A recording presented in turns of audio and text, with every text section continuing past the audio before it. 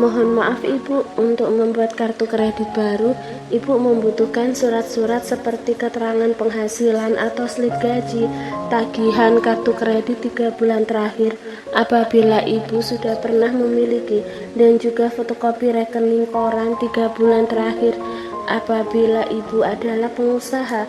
Rina mengumpat dalam hati, tapi tetap berusaha terlihat berkelas dengan tetap mengatur wajahnya dengan datar. Saya akan melengkapi surat-suratnya bulan depan. Saya hanya ingin memakai kartu kredit untuk bulan ini saja. Rina menyahut tegas.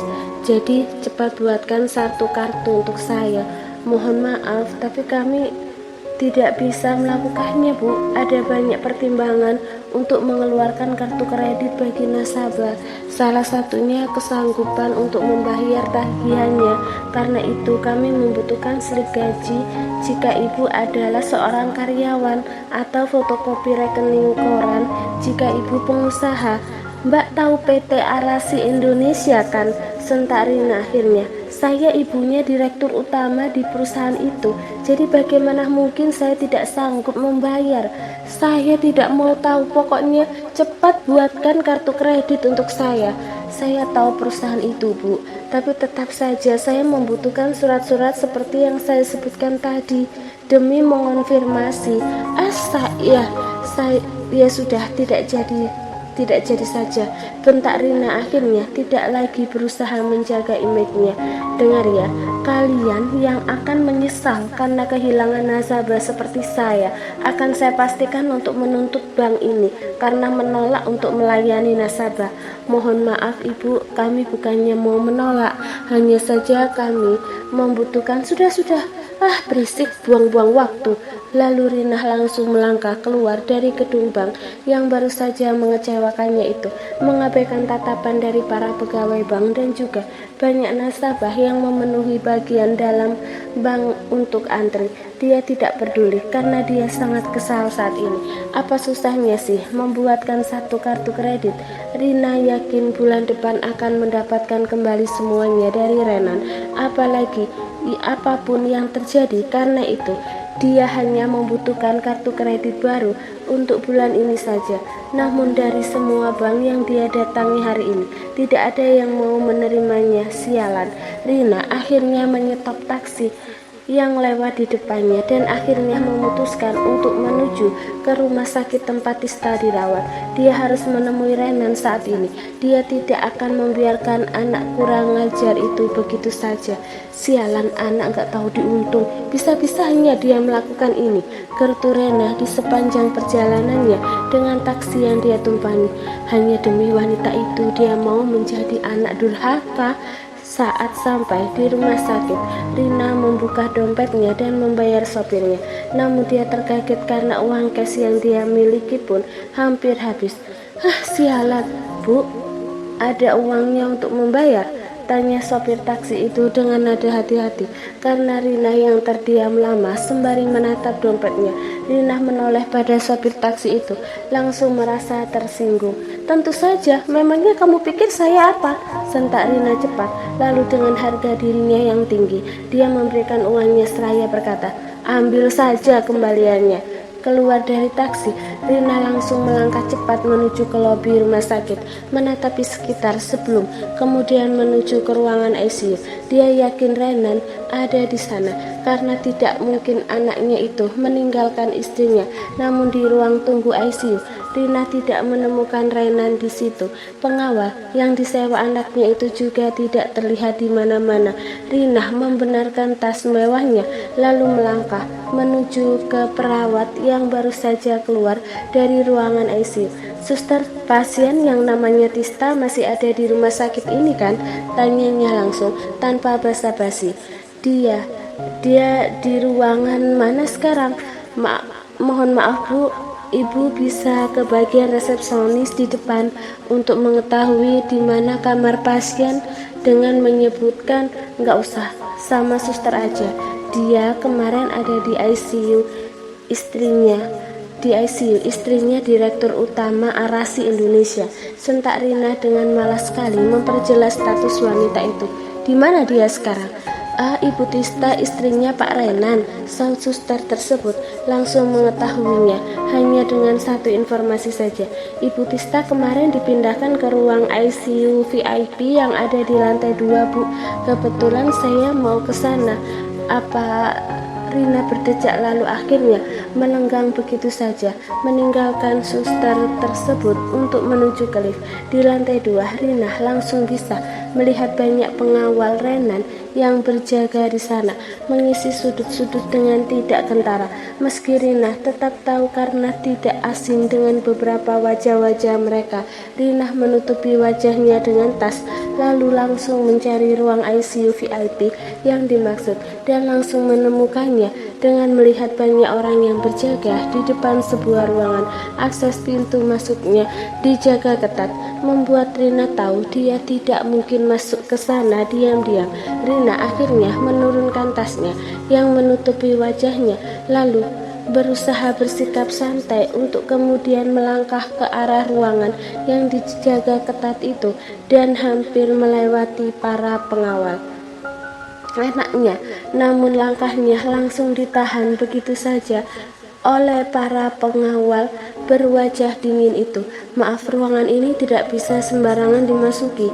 Rina berdecak sembari mundur dari pagar tangan yang dibuat oleh dua pengawal itu. Berani-beraninya kalian menghalangiku. Aku ini ibu dari atasan kalian, sentak Rina akhirnya. Salah satu pengawal itu menaikkan alisnya pada Rina, lalu kembali memasang wajah dinginnya. Pak Renan memerintahkan untuk tidak membiarkan siapapun mendekati ruangan Ibu Tista, terkhusus Ibu Rina yang terhormat, balasnya kemudian. Rina membelalak. Apa? Berani-beraninya anak itu, suruh dia keluar, aku mau bicara dengannya, bentaknya akhirnya. Pak Renan menolak untuk ditemui oleh siapapun saat ini. Aku ibunya, sentak Rina dengan tidak sabar. Biarkan aku masuk atau suruh anakku keluar.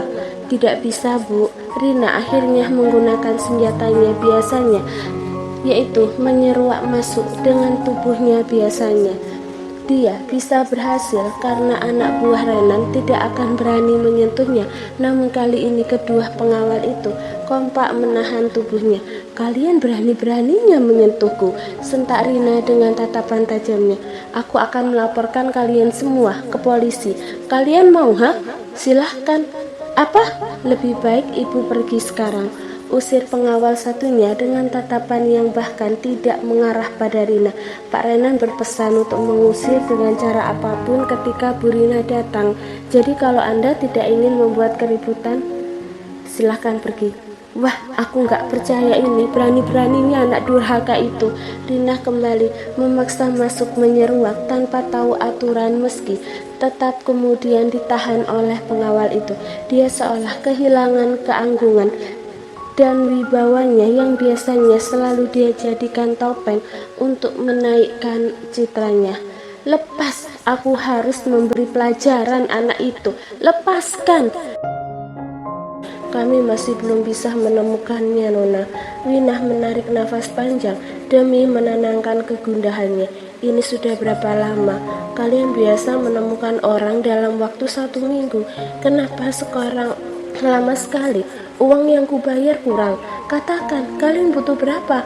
Aku akan membayar sebanyak yang kalian mau, sentak Wina akhirnya. Ini bukan karena uang, Nona. Pencarian menjadi terkendala karena orang yang kami cari sama sekali tidak memakai alat elektronik yang bisa dilacak keberadaannya. Pria di seberang sana berkilah dengan nada tetap formal dan sopan. Orang ini juga baru kembali ke Jakarta, tapi tidak mendatangi teman-teman terdekatnya sama sekali. Kami kehilangan penghubungnya, Nona. Lalu apa? Kalian mau menyerah begitu saja?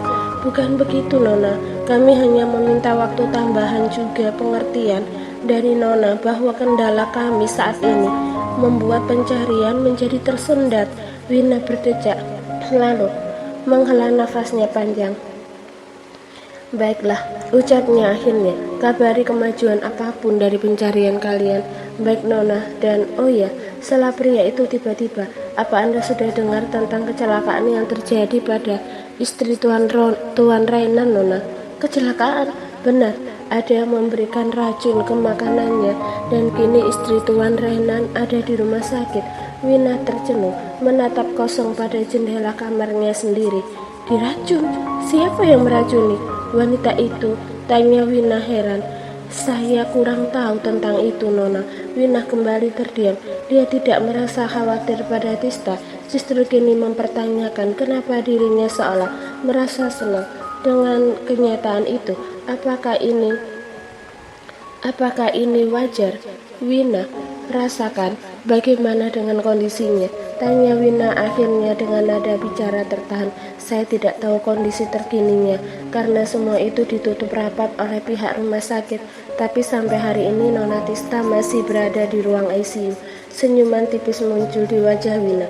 Dia kemudian menurunkan kakinya yang semula dia peluk di atas ranjang. Cari tahu informasi sebanyak mungkin. Ting tong, ucapannya terputus oleh suara bel yang muncul di apartemennya. Siapa yang datang? Wina bangkit berdiri. Kita lanjutkan lagi nanti, ucapnya. Baik Nona. Wina lalu melangkah cepat menuju keluar kamar dan ke arah pintu apartemennya. Dia mengecek interkomnya dan membelalak melihat Rina di situ. Dengan terburu Wina langsung membukakan pintu apartemennya. Mama kok bisa di sini? Bukannya menjawab, Rina langsung memeluknya dengan begitu erat, menangis terisak-isak dengan menyedihkan. Wina yang kebingungan akhirnya hanya bisa mengusapi punggungnya untuk menenangkan calon ibu mertuanya ini. Apa yang terjadi, Ma? Kenapa Mama menangis seperti ini? Tanya Wina setelah Rina mulai tenang. Katakan padaku, aku pasti akan membantu Mama apapun itu. Di balik pelukannya, Rina tersenyum di sela tangisan pura-puranya mendengar bahwa Wina akan membantunya apapun itu. Artinya, tujuannya datang kemari langsung tercapai tanpa dia perlu berusaha. Sudah Rina duga, sejak rencana memisahkan Renan dan Tista 6 tahun lalu berhasil karena saran wanita ini, Wina pasti akan berguna untuknya sampai seterusnya karena wanita ini terlalu tergila-gila pada anaknya.